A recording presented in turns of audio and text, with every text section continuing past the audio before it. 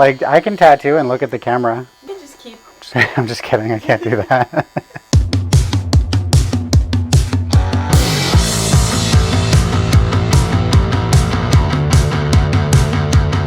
We are back filming today. I'm using the PEAK Solice Pro. The machine's just set at 3.6 for the stroke, and I'm running at 8.5 volts. And I'm also using a 7 liner Triton needles from PEAK.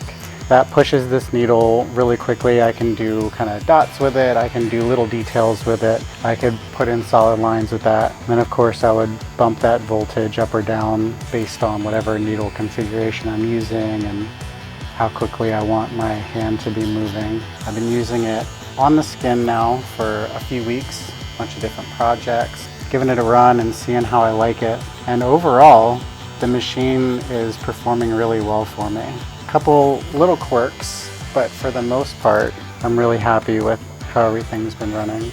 With my style, I do all black and gray, so I do a lot of line work. I do a lot of solid black stuff, but then I also do shaded out gray and a lot of kind of peppered in dot work. For my primary setup that I've been using for a while now, I have a couple different machines that I use. The cool thing about this one here, being able to adjust the stroke in the middle of the tattoo pretty quickly. I don't have to have a couple machines set up. That's been pretty cool to go back and forth between fine line work to bold line work to packing in color and putting in dots. All with the same machine, all pretty easy to kind of swap back and forth. Overall, I like the way that it fits in my hands.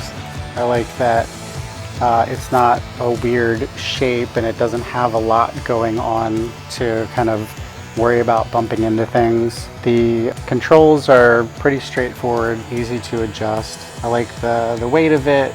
I like the way that it doesn't, have a lot of vibration. It's not super loud. It's just a nice running machine.